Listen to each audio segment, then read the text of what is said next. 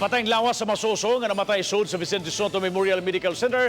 Pipila ka oras human kini gihimugso, giugkat karon aron ma-autopsy. Alas sa detalye dunay live update si Kapusong Alan Domingo. Alan. Yes, Kapusong Bobby, na ako karon diri manukad sa Kanhi Municipal Cemetery sa barangay Gonob, Lapu-Lapu City. Diin gilubong ang patayng lawas sa katong masuso nga namatay ato sa paghimugso sa inahan sulod sa Vicente Soto Memorial Medical Center.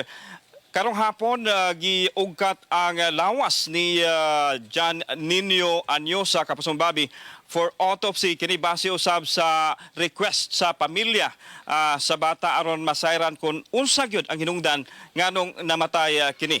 Samtang unang miabot diri sa samang ang ginikanan sa bata si Edalyn Anyosa, diin niyang gisaysay ang iyahang kasinatian sulod sa tambalanan.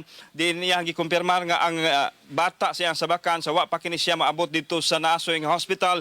Buhi pa kini og kanunay nga maglihok. Unya iyahang gipadayag usab nga gusto unta siya nga cesarean operation ang iyahang proseso sa pag-anak sanglit sakit na matod pa kay iyahang gibati siya ang tiyan apan gipaubos gyapon siya sa normal delivery. Mao nga iyahang pagtuo nga tungod sa nasoyng proseso nakabsan sa kinabuhi ang anak gani gituohan nga buhi pa kini dihang nigawas sa iyahang taguangkan og nakabsan sa kinabuhi pipila ka oras human niya gihimugso, Kapusong Bobby.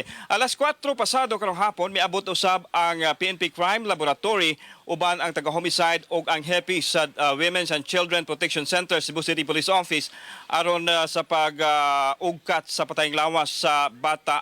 Unya karong mga orasa gihimo na ang autopsy sa usa sa mga punerarya diri sa Dakbayan sa Lapu-Lapu. Ako nahinabi kaganina, nahinabi sa media ang HEPI sa WPC sa Cebu City Police Office si Senior Inspector Arisa Oteda ug ania ang iyahang tipik sa pamahayag, Kapusong Bobby.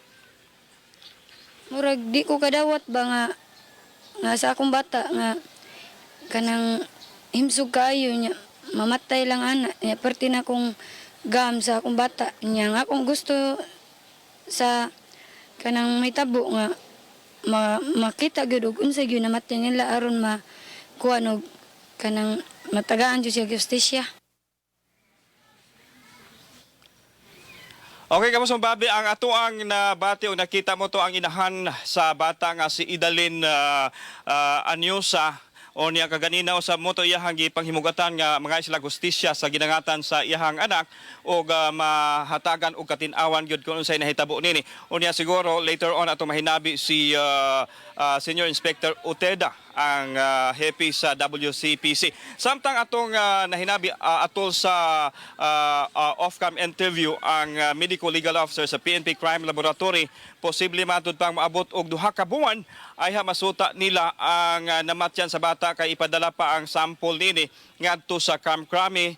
Dili nila mahimo ang pag-examine diri sa Region 7 sanglit kulang sila sa kahimanan.